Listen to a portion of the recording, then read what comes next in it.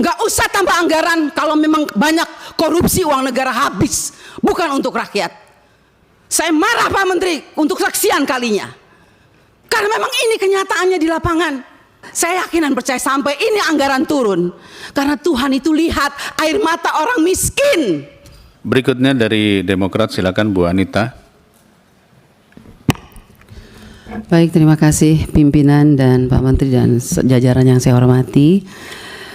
Pertama-tama kita semua mengetahui bahwa ada kekurangan anggaran ya 15 triliun. Tetapi kalau menurut saya mari kita koreksi diri.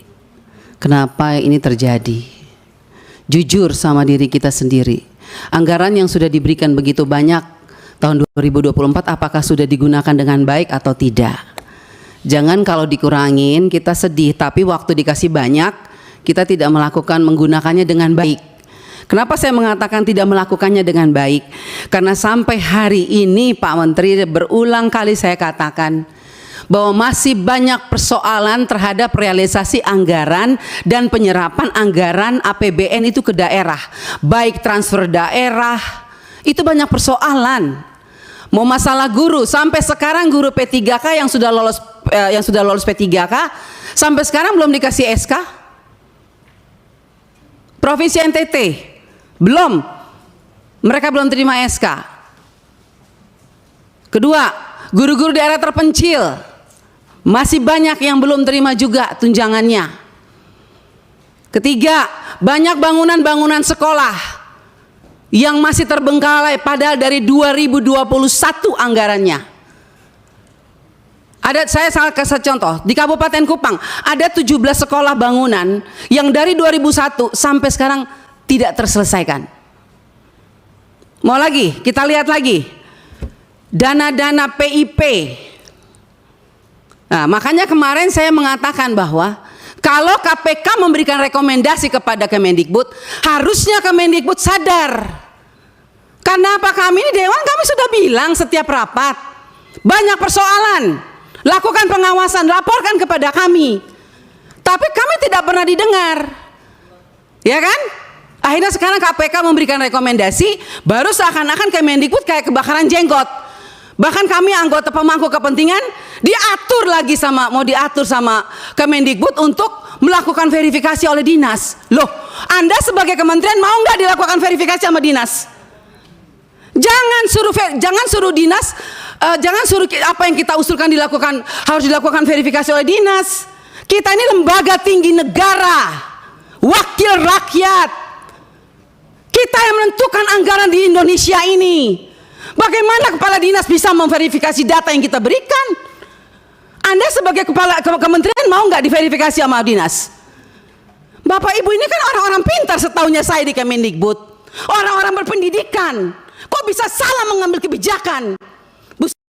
Anda mengeluarkan Perseksjen yang dimana poin nomor 3 dikatakan bahwa data yang direkomendasikan sebagaimana dimaksud pada huruf B diverifikasi oleh dinas pendidikan. Loh, kita ini pemangku kepentingan usulkan itu dari Dapodik sekolah. Dapodik itu harusnya kan, makanya tadi Pak Andre bilang operator sekolah itu diperhatikan karena semua itu dari operator sekolah. Kepala sekolah aja kadang-kadang tidak tahu apa yang terjadi dilakukan oleh operator sekolah. Dinas pendidikan juga nggak tahu. Nah, kementerian juga. Jadi kalau mau melakukan verifikasi, harusnya kementerian melakukan verifikasi terhadap dinas, dinas lakukan verifikasi terhadap kepala sekolah, hasil verifikasi itu baru diberikan kepada kami. Itu jangan dibolak-balik. Bahkan saya minta Bapak Ibu pimpinan, kita ambilkan rekomendasi kepada KPK, periksa apa yang ada di Kemendikbud. Karena ini banyak persoalan, PIP, KIP, dana BOS, banyak hancur ini. Tolong Ibu, saya minta Pak Pimpinan, kita berikan rekomendasi kepada KPK, periksa dari 2021, 2022, 2023. Nggak usah tambah anggaran kalau memang banyak korupsi uang negara habis, bukan untuk rakyat. Saya marah Pak Menteri untuk kesekian kalinya. Karena memang ini kenyataannya di lapangan. Jangan dong kita dibikin seperti anak kecil. Kok apa yang diusulkan kita mesti diverifikasi oleh dinas pendidikan? Anda mau nggak sebagai menteri diverifikasi oleh Dikbud, oleh dinas? Jangan aneh-aneh lah.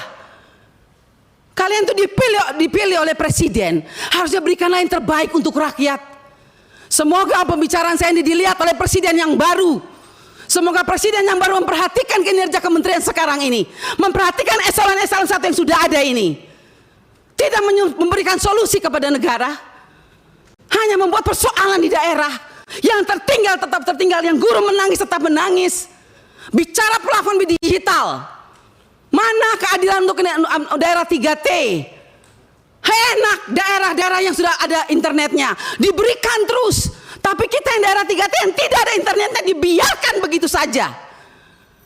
Mana keadilan sosial bagi seluruh rakyat Indonesia, Pak Menteri? Saya sangat kecewa.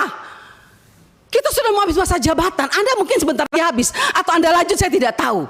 Tapi saya puji Tuhan, Tuhan dan rakyat masih memilih saya kembali. Dan sampai ini, apapun yang terjadi, kita yang terpilih kembali, kita akan tetap memperjuangkan keadilan dan kebenaran untuk kemajuan anak negeri kita. Bukan untuk kita anggota dewan, bukan. Jadi jangan aneh-aneh punya pikiran negatif terhadap wakil rakyat. Semua data-data yang kita pilih itu adanya di Dapodik sekolah. Perhatikan dong operator sekolah, perhatikan kepala sekolah, perhatikan dinas. Jangan hanya urus yang besar-besar triliunan, tapi begitu sampai di bawah tidak pernah diperhatikan. Omong kosong semua ini. Saya setuju KPK memberikan rekomendasi. Bila perlu kita berikan rekomendasi kepada KPK, periksa Kemendikbud. Biar kita lihat siapa yang bobrok, siapa yang mencintai negeri ini sebetulnya. Wakil rakyatkah atau mereka? Jangan begitu dong. Bikin persekjen memalukan, Bu Sekjen. Ya iyalah, Anda jangan senyum. Anda membuat persekjen, tidak pikir, masa kita diverifikasi oleh dinas? Mending kalau kepala dinasnya bersih. Kalau kepala dinasnya justru yang mencuri uang PIP, bagaimana Ibu? Saya mau tanya sekarang, jawab. Apa Anda pikir semua kepala dinas bersih? Oh tidak. Mari kita buktikan. Mau kita turun, kita buktikan, kita tanya jangan sama kepala dinas, tanya sama penerima PIP. Itu baru bisa dapat jawabannya. Kalau Anda hanya turun hanya di dinas, semua jawabannya bagus. Tapi coba turun ke rakyat, turun ke penerima orang tua. Kalau nggak lihat itu orang tua punya air mata. Omong kosong, nama ada, SK ada, uang nol sampai hari ini. Baik. Jadi kalau kita mau bicara soal anggaran, Pak, jangan ditambah. Tuhan juga tidak ingin semua uang negara ini hilang. Saya yakin dan percaya sampai ini anggaran turun, karena Tuhan itu lihat air mata orang miskin. Jadi kalau anggaran turun jangan marah. Mungkin inilah kehendak Tuhan supaya kita koreksi diri, stop dan bertobat. Kalau mau lihat bangsa ini baik dan lebih maju. Terima kasih pimpinan. Baik, terima kasih.